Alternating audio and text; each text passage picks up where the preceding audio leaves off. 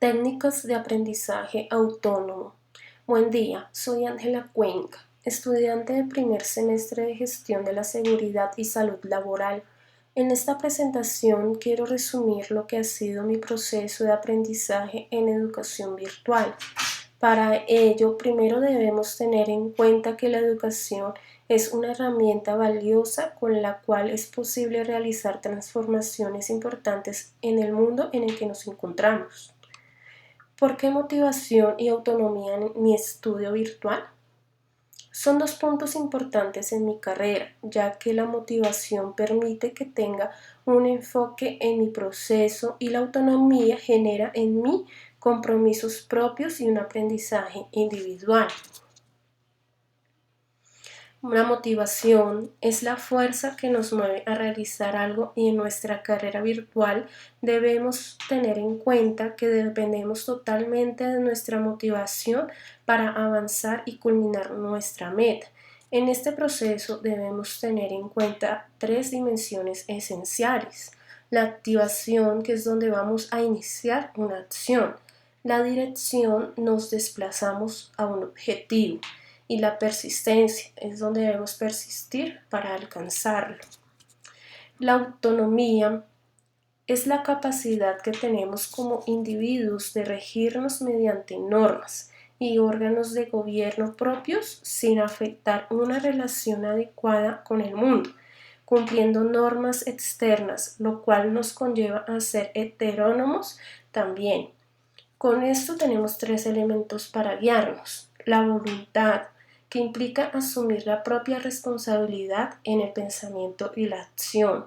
La libertad, vamos siendo capaces de desarrollar nuestra capacidad reflexiva para lograr actuar sobre la base de una ética personal. Y el autoestima, cuando tenemos una imagen positiva de nosotros mismos, los procesos de autonomía son más fáciles.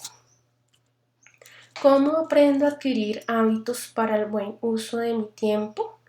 Primero, entendamos por hábito cualquier acto adquirido por la experiencia y realizado con regularidad y automáticamente. Nosotros debemos tener el tiempo como elemento principal de nuestro estudio, aplicando conceptos como autodirección, es la capacidad de ejercer control de sí mismos.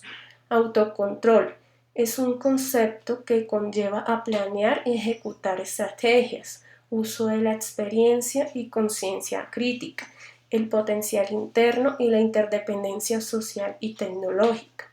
Automotivación es darnos las razones, impulsos, intereses. Y la autorrealización, todas las acciones como humanos, así sean de manera involuntaria, buscan una realización. Además de tener el factor importante que es el tiempo, debo elaborar un plan de estudios adquiriendo elementos que favorecen mi aprendizaje. Aquí podemos ver que en nuestro plan de estudios debemos priorizar mis necesidades, establecer horarios para las clases, planear las horas de descanso, eliminar distractores. Para ello, debemos cambiar nuestro pensamiento y reforzar nuestra motivación, que ya decíamos que es el deseo de hacer algo.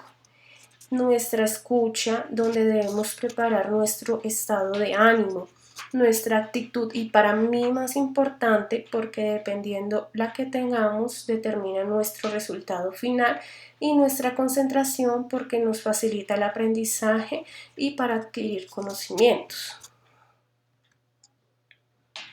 Nuestro proceso de aprendizaje mediante la escritura y la lectura.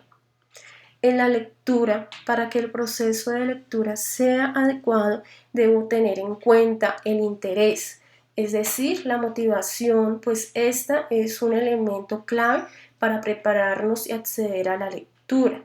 Enriquecer la lectura de acuerdo con nuestros procesos personales de aprendizaje. Dependiendo del nivel de síntesis que queramos lograr con la lectura, haremos procesos más o menos profundos. Teniendo en cuenta los métodos de lectura, el cual para mí aprendizaje autónomo, el mejor son las fichas de estudio, donde voy tomando apuntes y registro las ideas más importantes. Ellas tienen dos partes importantes que son los datos de identificación y el contenido. En los datos de identificación son los recursos o fuentes donde proviene la información. Se tiene en cuenta la ubicación, que es donde está localizado el recurso, sea virtual o físico. El tema, donde categoriza la información, por ejemplo, si es una materia de la que se está hablando. El título acá si es como aparece. El tipo de recurso, es decir, si es libro, revista, artículo, etc. Autor o autores y fecha de publicación. Y en el contenido solo cambia de acuerdo al propósito. Pueden ser fichas textuales, es donde escribimos lo más relevante de la temática. Las fichas de resumen son las ideas principales del texto o fichas de concepto. Estas ya tienen una profundidad mayor, es lo que el autor se refiere en concreto. Y en la escritura se debe tener en cuenta la estructura, es decir, cómo se organiza y cómo se escribe. Para ello hay dos niveles. El nivel macrotextual es cómo se organiza la información, es decir, cómo se va a presentar, es la estructura del escrito. Y el nivel microtextual es cómo se organizan las palabras, oraciones, frases, y es la estructura gramatical, semántica y sintáctica del escrito. Se requiere de una interdependencia de los dos procesos, la lectura y la escritura. Los métodos de escritura pueden ser el resumen y los resúmenes esquemáticos. En el resumen se evidencia que entendimos un tema y podemos inferir sobre este.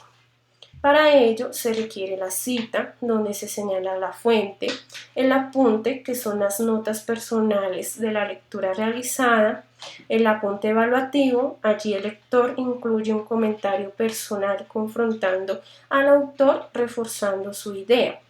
El resumen tipo telegrama, acá se reduce al máximo conectores y conjunciones que no sean necesarios para así minimizar el texto. Paráfrasis es donde reescribimos lo que dice el autor con nuestras palabras. Compendio, condensación, sinopsis. Aquí hacemos una reducción del texto describiendo la estructura y contenido total del texto. Y en los resúmenes esquemáticos desarrollamos el proceso de síntesis. Es un esquema o gráfico que pueden ser cuadros sinópticos, pirámides, esquemas o el método Cornell. Este último provee un formato sistemático, donde se divide en columnas y, por ejemplo, en una se pone preguntas y en los otros apuntes.